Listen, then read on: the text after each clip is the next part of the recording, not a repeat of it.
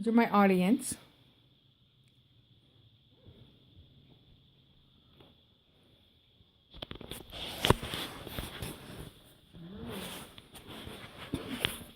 I'm sure many of us have lost someone in our lives that was very important to us. A mom, a dad, siblings, or a best friend. Mine was my best friend, Bonnie.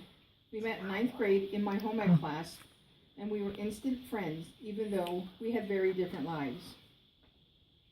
I had rules to live by. She didn't have any. She had an older boyfriend, and I was the third wheel. I guess the old saying that opposites attract is very true. And because of this friendship, we created lots of memories. We had over 30 years of friendship with lots of good times, good food, and fun. Most of the time, it was good, but now and then life crept in and got in the way. I have many good memories of our friendship, but some of my best memories were of us celebrating her birthday on Christmas Eve. And as we always had so much fun laughing and always lots of tears from her cackling when she laughed, which made me laugh even harder and cry even more. They were good times. As we lived through the birth of our kids and the death of her father, first, who died from cancer, and I still remember as I went to the hospital with her that it was the first time I was exposed to an illness like that. And little did I know that it would touch my life several more times over the years. Lastly, with my dear friend. Her mother, with whom she lived with, died a few years later on Valentine's Day, and this would change the course of her life. After the death of her mother, Bonnie and her husband divorced, and she remarried and moved an hour away. But there is one memory that I remember very well, was when my son was a baby. Her and I were supposed to go for lunch, and by the time she got to my house, I had the stomach flu and was so sick. So, being the thoughtful person that she was, she took my son home with her and brought him back after my husband came home from work. She lived an hour away. I never forgot that she did that for me. And as time moved, our kids grew and our lives continued to change. But I always had a best friend. I still have the card she sent me on Valentine's Day telling me how important our friendship was. Our friendship spanned 30 plus years. In the last 5 years of her life, she was sick and I was distant. Not because she was sick, but because we had a falling out.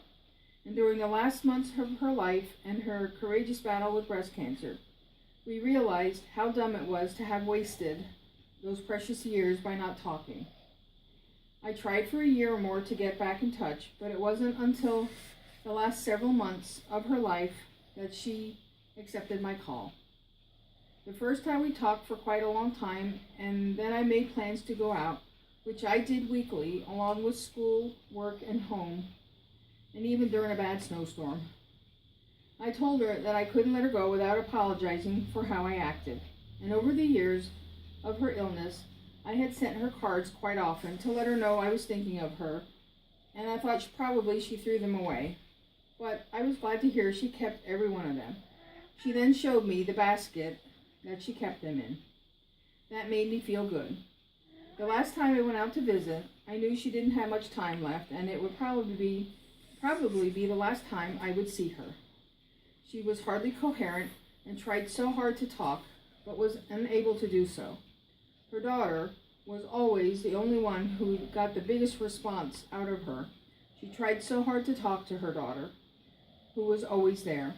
So the last night I saw her, I told her that it was okay to go, and that her daughter, who was married, and her stepdad would be fine and work out their problems.